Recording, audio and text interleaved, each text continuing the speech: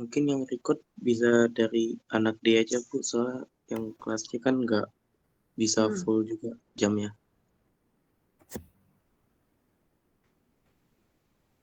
Nicholas boleh.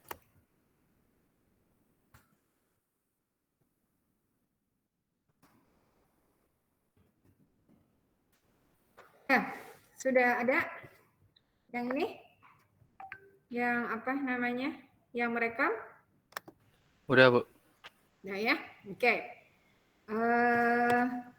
Ya, jadi kita masuk ke PP Asal 24 ya. Nah, sebentar. Mana filenya? Nah, ini ya. Ya, apa yang dimaksud dengan PP Pasal 24? Itu adalah pajak yang terutang dibayarkan di luar negeri atas penghasilan diterima atau diperoleh dari luar negeri yang dapat dikreditkan terhadap PPh terutang atas seluruh penghasilan WPDN.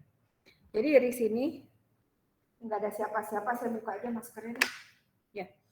Jadi dari sini kita bisa pahami adalah ya sumber penghasilannya itu dari luar negeri. Ya, itu dulu yang kita pahami ya. Sumber penghasilannya dari luar negeri, lalu yang menerima adalah WPDN. Ya, nah tentunya penghasilan yang dari luar negeri ini itu dikenakan pajak di luar negeri, gitu ya. Oke, dikenakan pajak di luar negeri. Hanya saja ya, dari pajak yang dikenakan di luar negeri ini ya, kita mesti memperhatikan apakah boleh dikreditkan atau tidak terhadap seluruh penghasilan WPDN. Nah, WPDN ini punya penghasilan berarti dari dalam dan dari luar negeri. Dalam menghitung PPh-nya, dia menghitung dari seluruh penghasilan. Ada istilahnya worldwide income. Jadi menghitung penghasilan dari berbagai macam gitu ya sumber penghasilan ya di segala penjuru dunia, gitu ya, baik dalam dan luar negeri. Ya, nah hanya di sini penekanannya.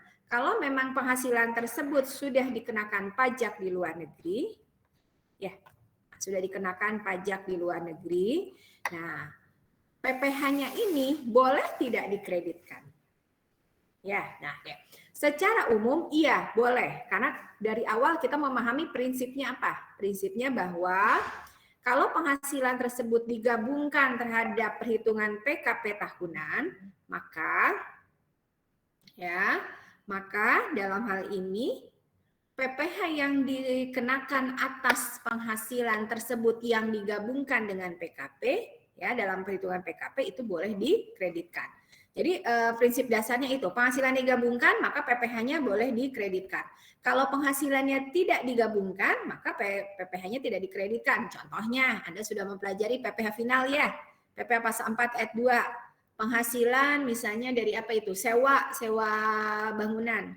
Itu tidak boleh digabungkan dalam PKP. Kenapa? Karena PPh-nya tidak dapat dikreditkan. Nah, ini dari sini kita pahami, kembali ke sini ya definisi PP Saldo 4, pajaknya yang dikenakan oleh penghasilan di luar negeri itu boleh dikreditkan. Ya, hanya harus mengikuti aturan yang berlaku. Bisa jadi tidak semua PPh yang dikenakan di luar negeri itu boleh dikreditkan. Nanti kita lihat aturannya apa ya. Jadi kita pahami sekali lagi PP Pasal 24 itu pajak yang terhutang atau yang dibayarkan di luar negeri atas penghasilan yang diterima atau diperoleh dari luar negeri yang dapat dikreditkan terhadap PPh terhutang. PPh terhutang apa? PPh terhutang seluruh penghasilan WPDN. Nah, ini tidak serta-merta bisa dikreditkan. Tentu ini harus mengajukan penyampaian surat permohonan kepada DJP, Direktorat Jenderal Pajak, yang melampiri laporan keuangan penghasilan yang berasal dari luar negeri, ya. Jadi bukti penerimaan penghasilannya, lalu ada fotokopi SPT yang disampaikan di luar negeri, dan juga dokumen pembayaran pajak di luar negeri. Intinya memang penghasilan itu jelas diterima di luar negeri dan juga ada pajak yang dikenakan dari penghasilan yang berasal dari luar negeri tersebut. Ya, oke. Nah, aturannya tentu mengacu pada Undang-Undang PPH yang sebelumnya 36 tahun 2008 berubah di Undang-Undang HPP nomor 7 tahun 2021 dan ada aturan turunannya dalam bentuk peraturan Menteri Keuangan. Ini masih berlaku sampai saat ini nomor 192 garing PMK titik 03 2018. Ya, oke. Nah, tata cara penggabungan ini dilihat dari jenis penghasilannya. Jadi digabungkan ini di tahun pajak yang mana? Nah, ini berdasarkan ada dua prinsip, accrual based dan cash basis. Nah, accrual based dan cash basis tentu Anda sudah pelajari di akuntansi ya. Kalau accrual based intinya mengakuinya itu pada saat terjadinya, gitu ya.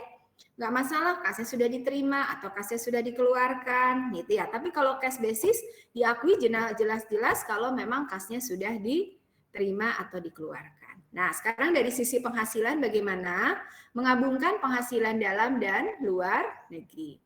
Atas penghasilan dari kegiatan usaha dilakukan dalam tahun pajak, ya, berarti ini accrual basis diperolehnya penghasilan tersebut. Jadi penghasilan dari kegiatan usaha misalnya PTA di perusahaan punya kegiatan usaha gitu ya. Kegiatan usaha dalam bentuk misalnya apa ya di luar negeri, misalnya dia di Singapura dia punya outlet, atau misalnya dia punya workshop, atau misalnya dia punya kantor cabang gitu ya. Pokoknya jelas di sana ada kegiatan usaha. Ya, nah kegiatan usaha ini dihasilkan gitu ya. Di tahun pajak, contohnya misalnya tahun pajak 2000 berapa ya? 2000 ya 2020 ya, di tahun pajak 2020. Oke, ya. Nah, jadi ada katakan dari kegiatan usaha dalam bentuk laba usahanya di tahun 2020 gitu ya. Oke. Nah, akan digabungkan dengan penghasilan dalam negeri di tahun berapa? Di tahun 2020 juga. Karena memang kegiatan usaha tersebut adalah kegiatan usaha tahun 2020. Ya, gitu. Oke. Sampai sini jelas nggak? Karena dasarnya accrual basis. Jadi diperolehnya penghasilan. Oke, ya. Nah, atas penghasilan lainnya, penghasilan lainnya berarti penghasilan lainnya seperti apa? Bunga, ya, royalti, ya. Lalu apalagi ya, bunga, royalti atau imbalan jasa atau apapun, ya. Nah, dalam hal ini itu diakuinya pada saat diterima. Jadi contohnya ada bunga yang diperoleh di Desember 2020. Gitu ya.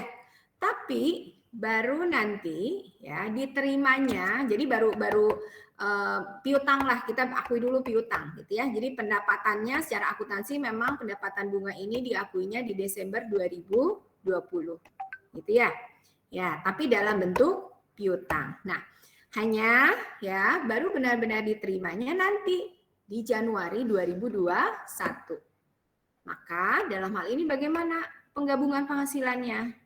Penggabungan penghasilannya dalam hal ini bunga bolehnya ya secara aturan digabungkan di penghasilan dalam negeri tahun 2021. Karena dilihat dari apa? Saat diterimanya. Karena acuannya dalam hal ini adalah cash basis. Ya, sampai sini jelas nggak? Sampai sini jelas? Nah, sekarang kalau dividen bagaimana? Ya, dividen ini dilakukan dalam tahun di mana dividen tersebut diperoleh.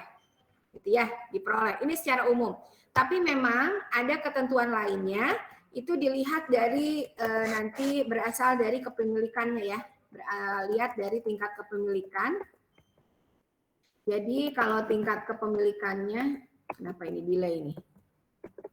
Nah, kepemilikan dari tingkat kepemilikan atau penyertaan, jangan kepemilikannya, penyertaan aja. Kalau penyertaannya, ya, ada yang pegang buku cita resmi nggak sekarang?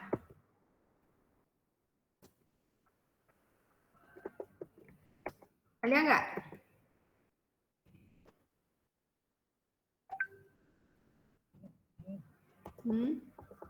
Bukan paling rendah, berarti kurang ya. Ini ada ketentuan. Coba, ada yang pegang buku Sitismi nggak sekarang? Halo? Tolong direspon. Saya enggak. Ada, Bu. Ada. Ada, Bu. Coba cek. Coba cek di penggabungan penghasilan. Untuk penghasilan di dividen itu dilakukan di tahun pajak di mana dividen tersebut diperoleh. Ini tuh kalau penyertaannya di atas 50%. Betul nggak? Nah, sementara kalau kurang dari 50%, itu berarti pakai cash basis. Coba, betul nggak saya? Ini khawatir salah nih saya. Belum saya tambahkan di sini. Siapa yang pegang buku? Bentar ya, yuk sambil dicari ya.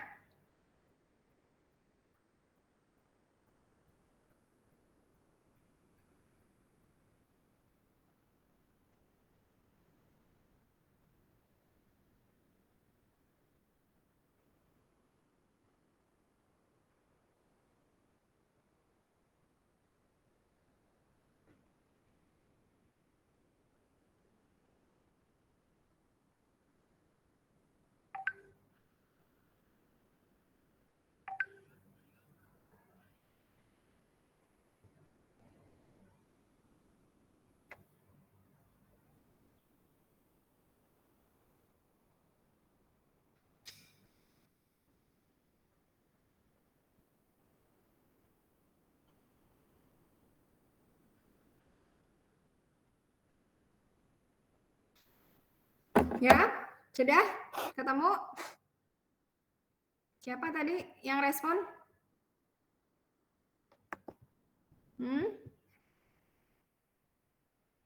Oh, kok diem semua? Halo? Halo? Gina Ketemu tadi. nggak?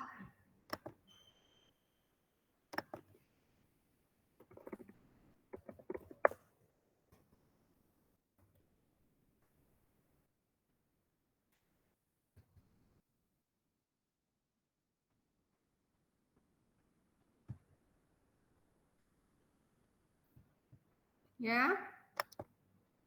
Siapa tadi yang pegang buku resmi? Saya bukunya di jurusan.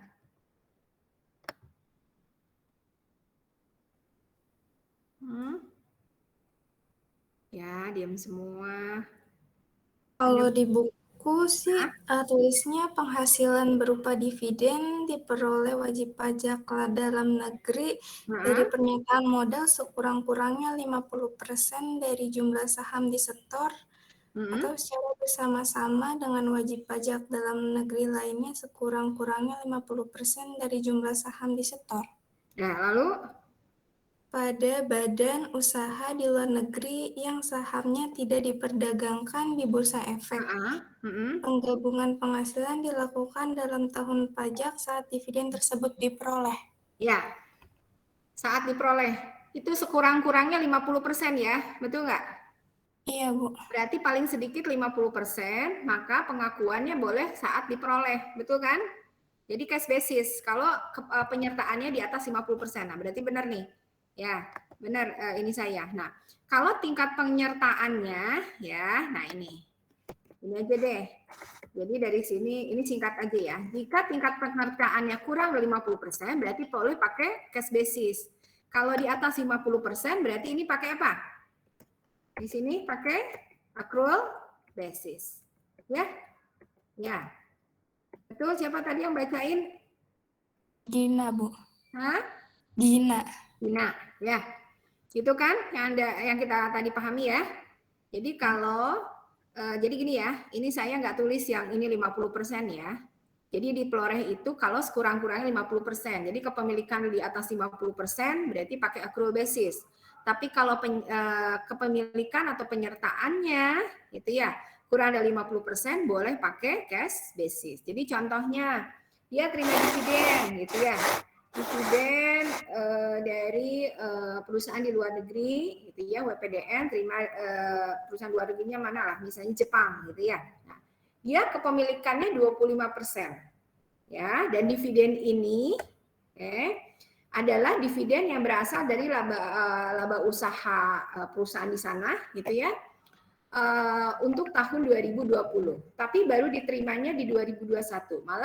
Maka ya penggabungannya boleh 2021 karena kepemilikannya di bawah 50%, gitu ya. Tapi kalau seandainya itu kepemilikannya 70%, lalu dividen itu berasal dari dividen ya laba usaha tahun 2020 ya, maka dalam hal ini dapat digabungkan di tahun 2020 walaupun dividennya baru diterimanya di tahun 2021. Oke, sampai sini jelas? Jelas nggak? Ayo direspon, jelas nggak? Jelas, Bu. Jelas ya. Gitu dong. Direspon ya kalau saya tanya, jadi saya nggak kayak ngomong sendiri. Ya, oke ya. Aduh ini.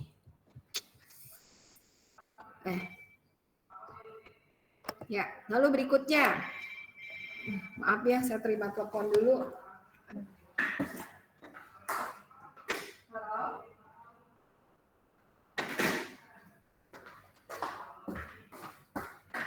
Ya. Nah, sekarang penentuan sumber penghasilan ya atau menentukan negara mana yang menjadi sumber penghasilan ya tentu tergantung pada jenis penghasilannya apa. Kalau penghasilan dari saham dan sekuritas lainnya, maka sumber penghasilan dari negara tempat menerbitkan saham dan sekuritas berkedudukan. Misalnya WPDN gitu ya. WPDN ini punya saham di perusahaan Singapura. Ya, jadi yang menerbitkan itu adalah perusahaan Singapura tersebut. Maka sumber penghasilannya dari negara Singapura. Lalu penghasilan berupa bunga, royalti, sewa, maka sumber penghasilan negara tempat pihak yang membayar tersebut berada atau berkedudukan. Ya, jadi misalnya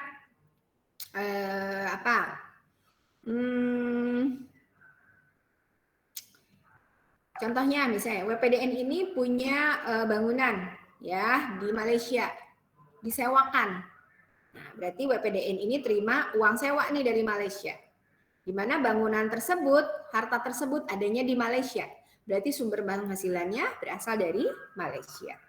Ya, oke. Ya. Oh, ini ada sewa di sini sama juga ya di sini. Ya, oke. Jadi bisa dilewat untuk yang ketiga. Nah, lalu penghasilan berupa imbalan, jasa pekerjaan atau kegiatan. Nah, ini sumber penghasilannya adalah negara tempat pihak yang membayar tersebut berada atau bertempat kedudukan. Ya, kalau ini udah jelas lah ya. Lalu penghasilan berupa BUT, sumber penghasilan negara tempat BUT menjalankan usaha atau melakukan kegiatan. Ya, jadi bisa jadi WPDN itu ya, dia punya BUT di negara apa? Filipina. Ya.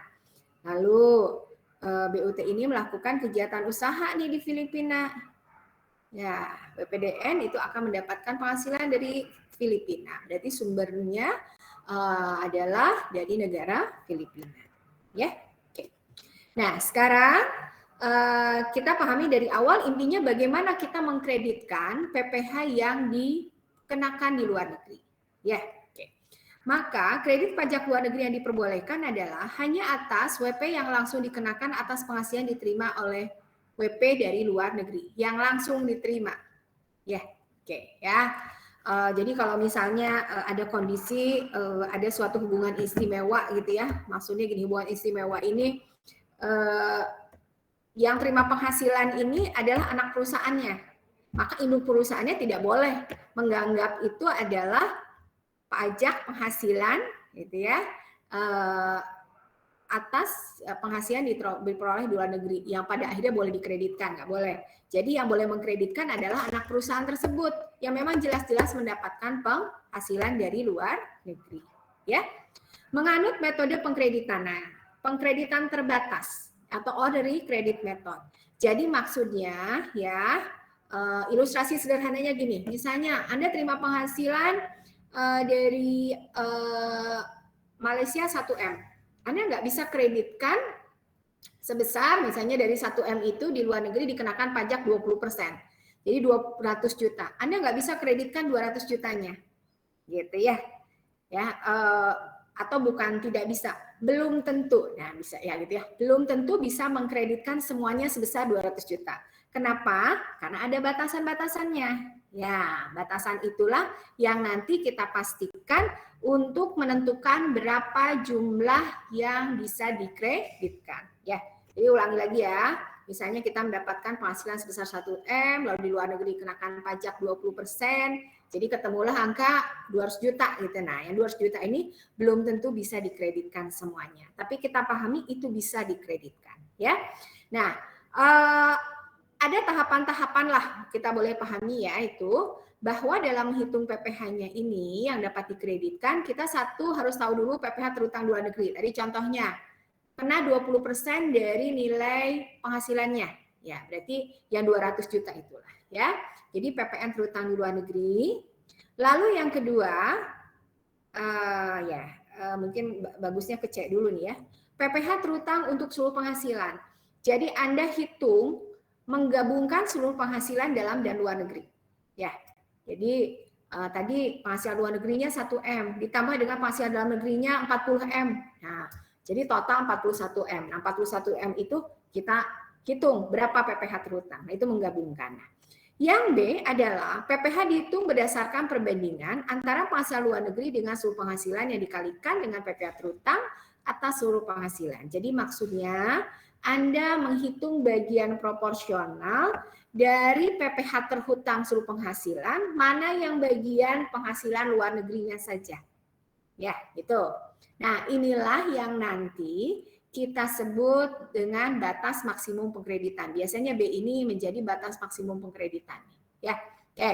Sekarang itu saja dulu ya. Intinya ada 3 yang mesti kita hitung. 1, PPh terhutang di luar negeri. 2, PPh terhutang untuk seluruh penghasilan. 3, batas maksimum pengkreditan. Yang dihitung secara proporsional bagian penghasilan luar negeri dari gitu ya seluruh penghasilan.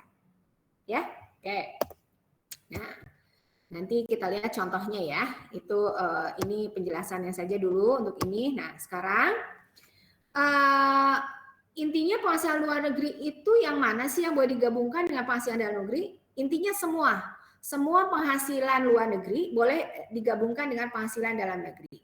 Nah, kecuali penghasilan tersebut misalnya dari kegiatan usaha itu menyebabkan kerugian. Nah, kalau kerugian ini tidak boleh digabungkan, bahkan tidak boleh dikompensasikan dengan penghasilan yang diterima atau diperoleh di Indonesia. Jadi contohnya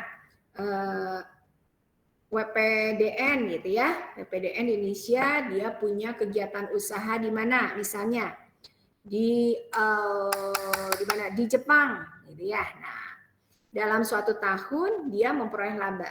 Maka laba itu ya di tahun tersebut boleh digabungkan dengan penghasilan dalam negeri. Tapi di tahun berikutnya ya rupanya kegiatan usahanya menghasilkan rugi. Maka rugi itu tidak boleh digabungkan dengan penghasilan dalam negeri.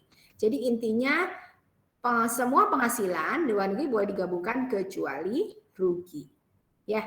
Jadi intinya pada akhirnya sih tidak boleh kerugian itu menyebabkan pengurangan pembayaran pajak WPDN di dalam negeri. Ya, oke. Sekarang kita lihat contohnya, ya. Oke. Sampai sini ada yang mau ditanyakan dulu nggak? Belum, Bu. Belum. PT Sinar Gemilang di Semarang memperoleh penghasilan neto dalam tahun 2019 sebagai berikut. Penghasilan dalam negerinya 400 juta, penghasilan dari Vietnam 20%, jadi dikenakan pajak di sana 20% dengan bruto penghasilannya 200 juta. Hitunglah PP asal 24 atau kredit pajak luar negeri dari PT Gemilang di tahun 2019. Maka perhitungan PP asal 24-nya ya. Kelihatan nggak ini? Kalau gini nah, ini kelihatan nggak? Kelihatan dikit. Lumayan kelihatan, Bu. Ini apa? Masuk slide yang mana ini? Ada perhitungannya? Iya, ada perhitungannya.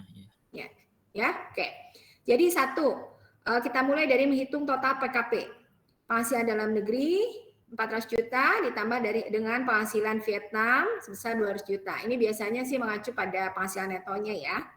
Nah, jadi jumlah penghasilan neto 600 juta. Lalu menghitung total PPh terhutang, ya. Nah, ini diabaikan ya, ini datanya kan data 2019 gitu ya. Berarti masih pakai tarif 25%. Lalu juga diasumsikan dia penghasilannya lebih dari 50 M sehingga tidak berhak yang namanya pengurangan 50% ya. Oke. Nah, jadi pajak terhutang untuk seluruh penghasilan 25% dikali 600 juta, jadi 150 juta. Ya. Nah, lalu jadi ini kalau tadi pakai urutannya, ini urutan yang kedua sebenarnya. Ini urutan yang kedua, menghitung PPh terhutang seluruh penghasilan. Lalu yang ketiga, menghitung batas maksimum pengkreditan. Yang tadi disebutkan adalah menghitung bagian penghasilan luar negeri dari total seluruh penghasilan. Jadi menghitungnya adalah 200 juta, nih kelihatan kursornya, 200 juta dibagi 600 juta dikali dengan 150 juta. Nah, ini total PPh-nya. Jadi adalah, ya kalau pakai kalkulator ini mungkin keluar angka sekian, jadi kalau dibulatkan 50 juta. Ya, oke. Ya, nah ini batas maksimum pengkreditannya. Lalu menghitung PPh terhutang atau diperoleh di luar negeri. Nah, ini kan pakai data, pakai kasus yang di sini, yang dijelaskan di sini. Dengan penghasilan yang diterima dari Vietnam, itu kena tarif pajak di negara asal, negara Vietnam itu 20%. Jadi, PPh-nya ya, yang terhutang atau dipotong di luar negeri adalah sebesar 20% dikali 200 juta. Jadi berapa di sini? 40 juta. Nah, sekarang yang boleh dikreditkan yang mana? Ya, kalau sudah gini aja, intinya dalam mengkreditkan tidak boleh melebihi batas maksimum pengkreditan, gitu ya.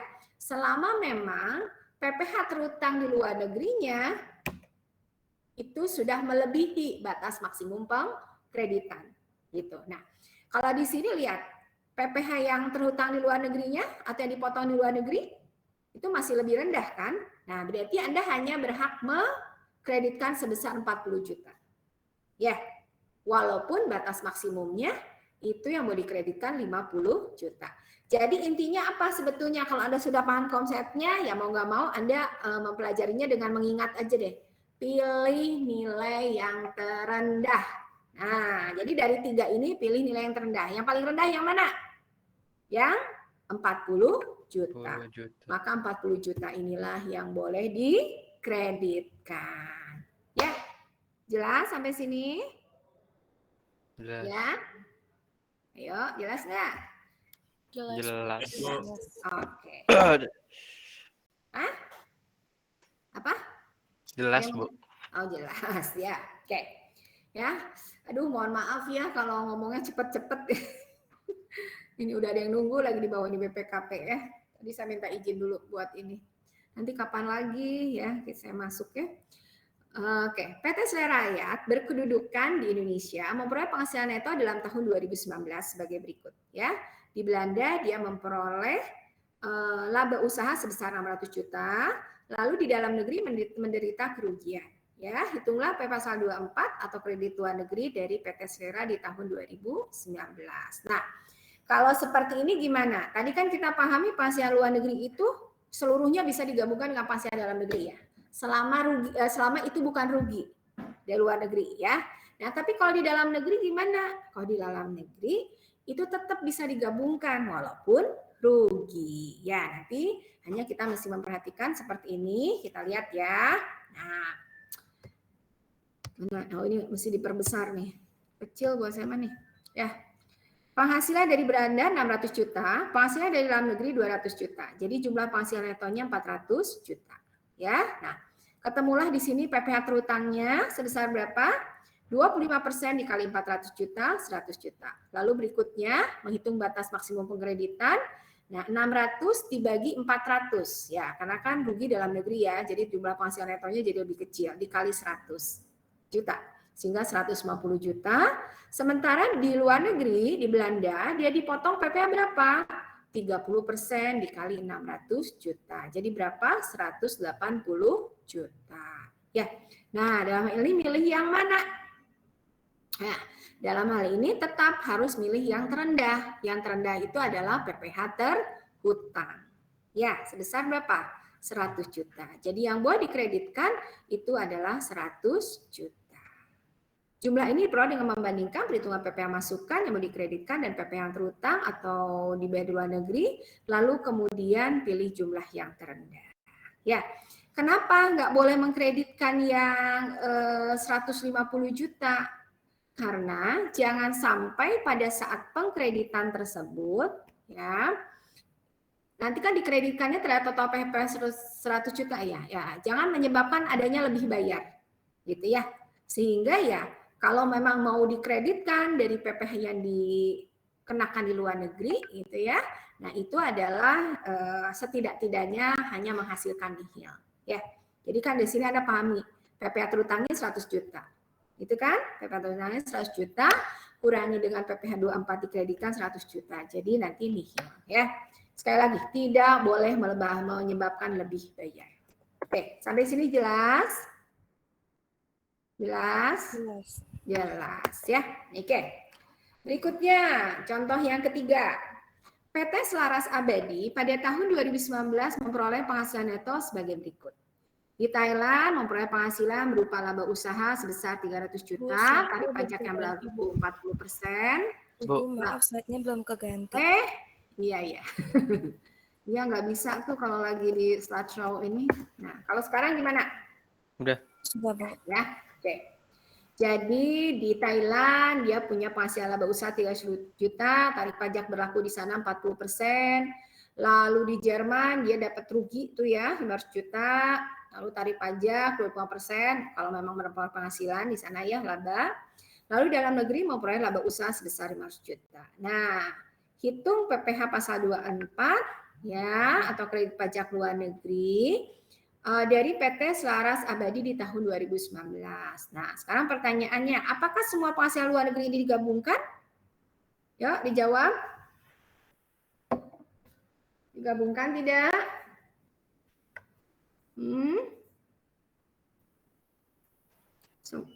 Ya, siapa yang mau jawab? Itu tadi dia masuk telepon, aku angkat mati. Tunggu deh, dikit lagi. Yang gimana? Ayo, dijawab. Halo? Apakah semua penghasilan ini digabungkan? Thailand, Jerman, dan dalam negeri? Ayo, jawab. Hah? Kok nggak ada? Nggak ada yang jawab. Ya. Ayo, siapa yang mau jawab? Digabung, Bu. Digabungkan. Betul. Yang mana yang digabungkan? Yang luar. Hah? Yang penghasilan luar negeri. Ya, luar negeri. Jadi digabungkan semuanya. Thailand, Jerman gitu. Bisa digabungkan. Halo? Thailand, Jerman bisa digabungkan? Penghasilannya dengan penghasilan dalam negeri? Ayo. Aduh, pada tidur apa ini? Hah? Bisa. Bisa. Ada pendapat lain? Yang ini bisa maksudnya. Yang dalam sama luar negeri. Iya. Pertanyaannya, apakah semua penghasilan luar negeri ini digabungkan? Oh, itu enggak sih kayaknya. Oh, dibaca dong soalnya. Ayo jangan ini dong, perhatiin. Ya. Ayo, dibaca semua. Dilihat. Thailand digabungkan nggak? Dengan penghasilan dalam negeri? Digabungkan, Bu. Digabungkan. Jerman digabungkan tidak? Enggak, Bu. Ya, kenapa? Menderita kerugian. Karena? Rugi. Ya, karena rugi. Ya, oke, konsep itu dikuasai dengan baik ya. Oke. Nah, sekarang jadi menghitungnya bagaimana? Penghasilan dalam negeri 300 juta, ditambah dengan penghasilan luar negeri 500 juta. Jadi 500 juta ini hanya yang dari, sorry. Sebentar. Ini salah nulis deh kayaknya nih, data ya. Ya, balik ini ya. Jadi dalam Belginya 500 juta, gitu ya. Nah, dalam negerinya 500 juta ditambah dengan luar negerinya 300 juta ya, Thailand saja. Coba kita lihat di sini. Ya, ini ketuker ya. Ketuker nih. Ada notes nggak di sini? Notes. Nggak ada ya. Ya. Jadi ini harusnya gimana? Dalam negerinya berapa? 500 juta. Penghasilan luar negerinya 300 juta. 300 juta itu dari mana? Dari Thailand. Yang Jerman tidak digabungkan ya. Oke. Oke. Ya. Nah, jadi total penghasilan 800 juta, lalu dikali dengan PPh terhutang, tarif 25%, ya, 25% dikali 800 juta, jadi 200 juta. Ya, nah, lalu berikutnya, menghitung maksimum pengkreditan. Ya, jadi berapa? 300 juta, ya, ini tadi ya, ini harus luar negeri ya, 300 juta dibagi 800 juta dikali 200 juta. Jadi maksimum pengkreditannya adalah 75 juta. Lalu menghitung PPh terhutang di luar negeri 40% dikali 300 juta. Ini yang tadi di Thailand ya, 40% kali 300 juta, 120 juta. Maka yang boleh dikreditkan yang mana? Pilih nilai yang paling Yang paling rendah. 75 juta. Yaitu adalah yang sebesar 75 juta. Ya, sampai sini jelas? Oke. Jelas. Nah, sekarang di sini ada contoh-contohnya. Saya mau ambil yang beberapa negara ya. Kalau beberapa negara gimana? Saya mau ini mau pindahin ke sini ya. Kita buka Excel ya. Excel pakai apa ya? Ini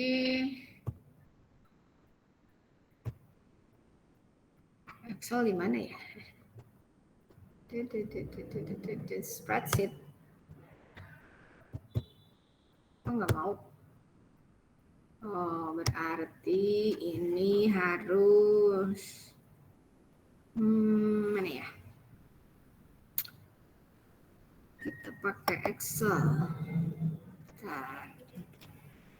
Kita buka Excelnya ya.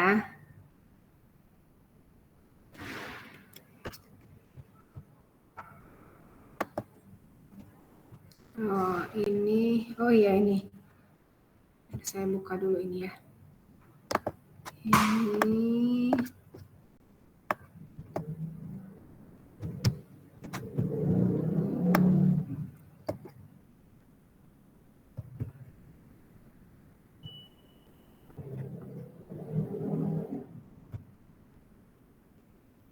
Oh, ini.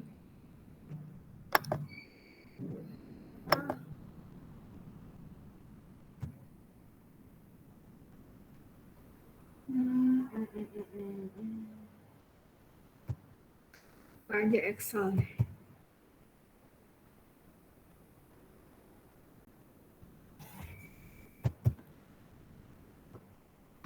Ini di copy dulu.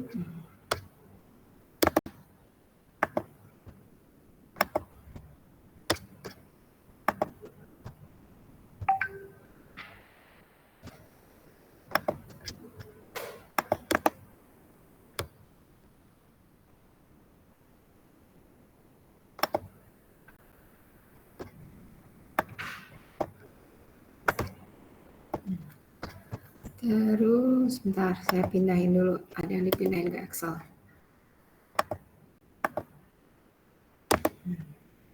Copy. Nah.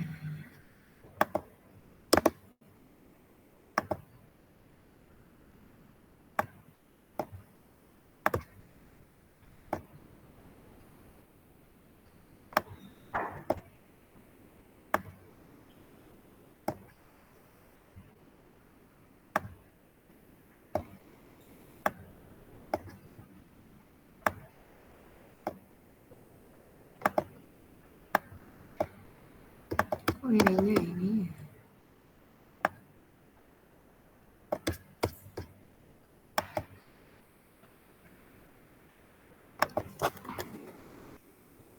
Ya. Ini saya ganti dulu share-nya. Ini tutup, buka yang Excel.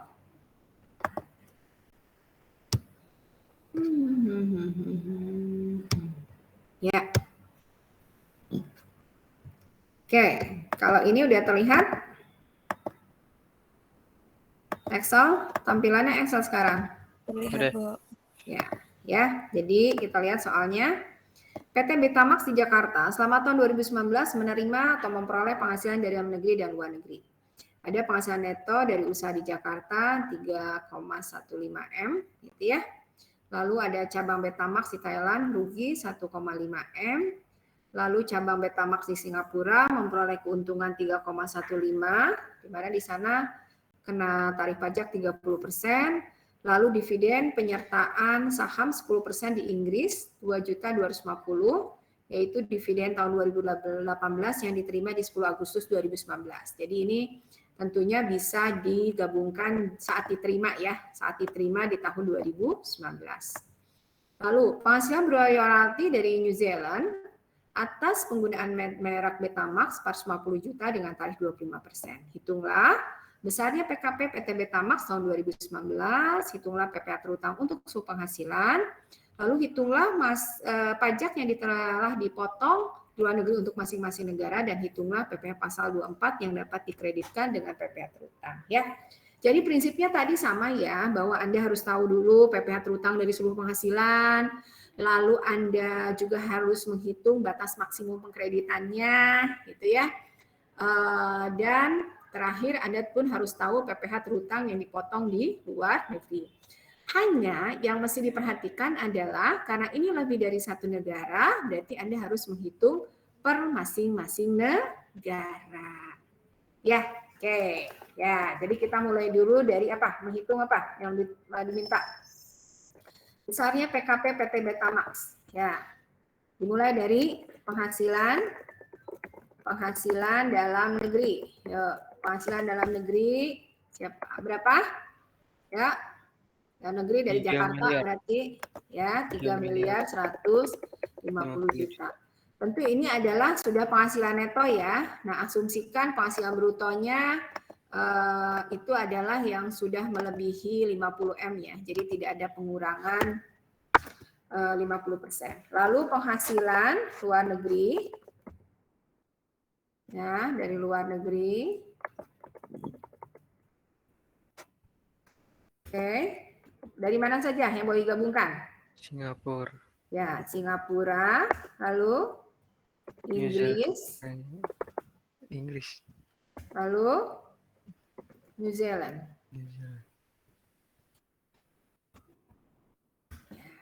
Ya, ulang sini berapa? 150. Lalu berikutnya apa? 2250. Lalu berikutnya 450 juta. 450 juta. Nah, inilah yang kita sebut total PKP ya.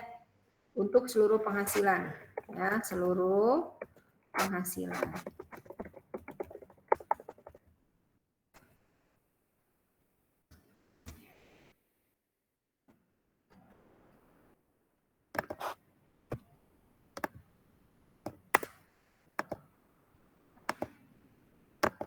Nah, oke. Ini berarti sudah bisa menjawab yang A ya.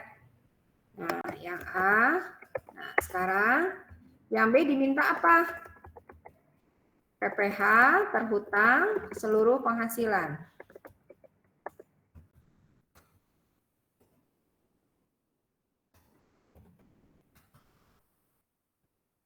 Ya, nggak usah pakai ininya ya, nggak usah apa, dirinci hitungannya langsung aja ya. 25% kali berapa? 9M. Ya. Nah, berikutnya apalagi yang diminta? Nggak mau turun. Hitunglah pajak yang telah dipotong di negara masing-masing. Ya. Nah, PPh yang dipotong di negara masing-masing. Di sini diminta batas maksimum pengkreditannya enggak? Oh, oke. Kalau gitu sebelum ini kita cari dulu batas maksimum pengkreditan, ya. Batas maksimum pengkreditan. untuk masing-masing negara. Ya, ini bisa pindahin dari sini.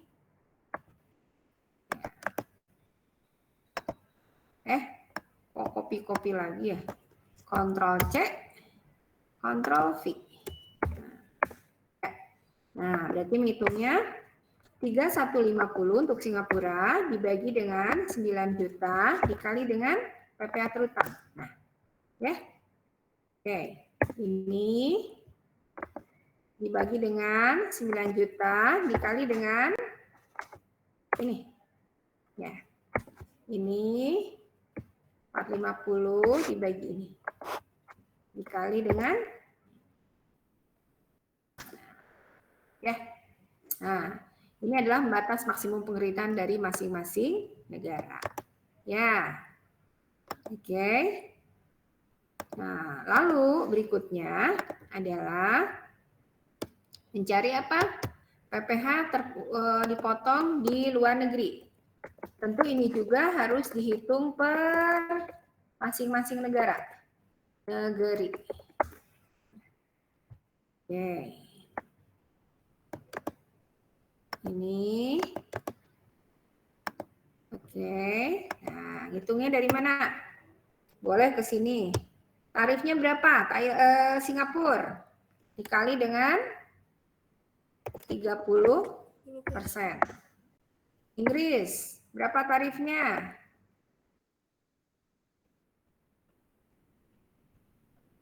10%. Enggak, tarifnya 35. Kalau 10% itu penyertaan sahamnya, kepemilikannya. Ya. Inggris berapa? Dikali dengan 35%. ya, dikali 35%. Terus New Zealand dikali berapa? 25. 25%. Oke. Nah, jadi ini sudah bisa menjawab yang nomor ini menjawab nomor B. Ya, ini menjawab nomor C. Nah, nomor D apa? Nomor D yang ditanya apa? Hitunglah PPh pasal 24 yang dapat dikreditkan. Kalau mau lebih mudah boleh pakai tabel. Jadi tabel kayak seperti ini pindahin gitu ya supaya Anda cari yang ya ini sih alternatif aja kalau mau Anda pakai tabel. Sebetulnya nggak sulit juga untuk membandingkan, tapi untuk lebih mudah boleh PPh terhutang, seluruh penghasilan gitu ya. Ya. Tabel seperti ini, terus ada berikutnya batas maksimum kredit gitu ya, pengkreditan. Terus berikutnya PPh terhutang di luar negeri. Gitu ya. Nah, boleh seperti ini ya, jadi buat tabel gitu, nanti tinggal pindahin. Nah, terus PPh pasal 24 dikreditkan. Ya, oke. Nah, coba ya. Ini buat centering, terus buat tabel, apa namanya? Border ya, border tabel. Ini merge ya, merge, mana merge?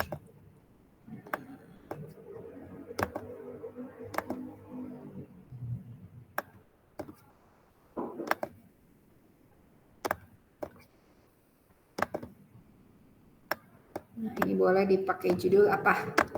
Negara asal ya. Oke.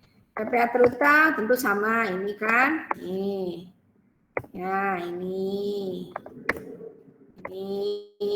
Gitu kan? Batas maksimum pengkreditan untuk Singapura ini. Ini untuk Inggris, ini New Zealand. PPh terhutang di luar negeri ini.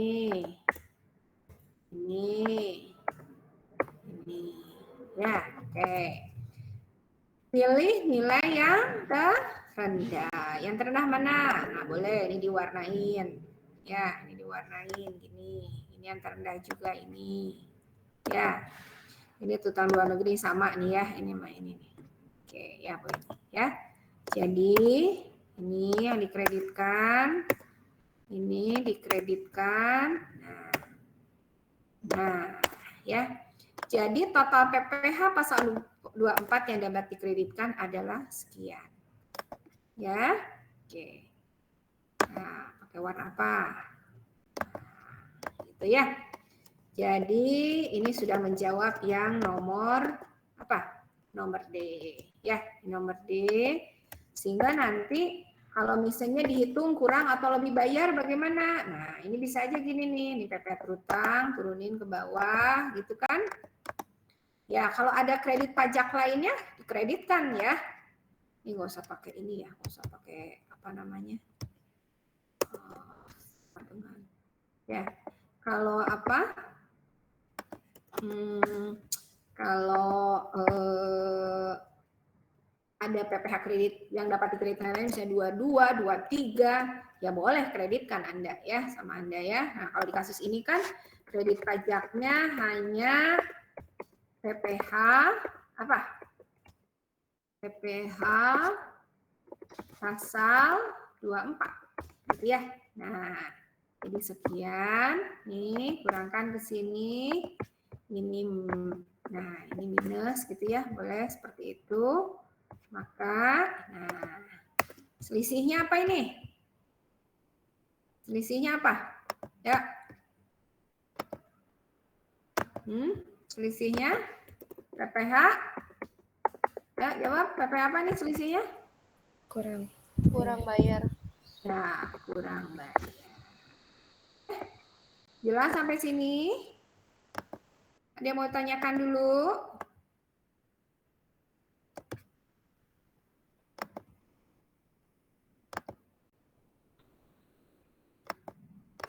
Ya, ya, ada yang mau tanyakan sampai sini? Ya, di sini ada contoh-contoh kasus lainnya, nanti dicoba ya, dicoba untuk dikerjakan. Nanti ini saya share juga deh, share ini apa?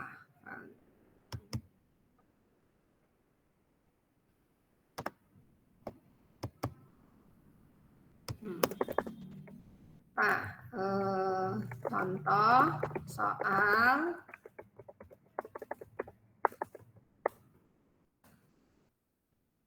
PPh pasal 24. Oke. Nanti saya share ya. Oke, sampai sini tanyakan. Masih ada BPKP-nya?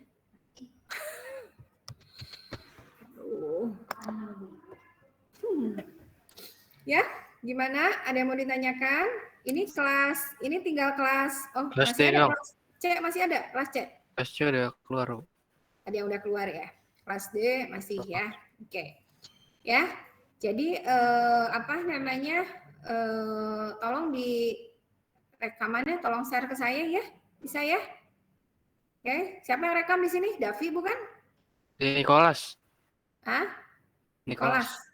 Mana Nicholas? Nicholas. Enggak ada namanya. Oh, itu Nicholas. Oke. Ya. Nanti Nicholas tolong share ke saya ya rekamannya. Ya. Kalau nggak salah 2 minggu lagi ya pertemuannya, betul nggak? Nggak tahu. 2 minggu lagi ya sepertinya ya. Nanti saya coba masuk ke, ya pasti saya nanti minta 1 hari di luar jam kuliah ya. Jam ini, tapi saya nanti akan informasikan lagi kapan waktunya. Oke, ada yang mau ditanyakan sebelum saya keluar dulu nih? Keluar? Karena harus nemuin tamu. Mana? Ada yang tanyakan? Cukup jelas? Jelas, Bu. Cukup jelas? Jelas, Bu. Cukup bingung apa cukup sudah? Ya, oke, dipelajari lagi ya. Oke. Nanti boleh tanya lewat WA. Untuk materinya saya masukkan dulu di WA deh. Ya, saya share aja dulu di WA. Belum sempat kebuka e-learningnya. Kalau yang tadi pagi saya sempat buka e-learningnya ya. Lupa nggak sekalian yang kelas D. Oke, terima kasih perhatiannya. Mohon maaf waktunya terbatas ya. Tetap semangat ya. Mau nggak mau mesti belajar optimal gitu ya. Ya. Kalau memang ada yang mau ditanyakan boleh tanya lewat WA ya. Oke, assalamualaikum. Pamit ya. Terima kasih. Waalaikumsalam. Waalaikumsalam. Terima kasih, Bu. Terima kasih, Bu. Terima kasih, Bu.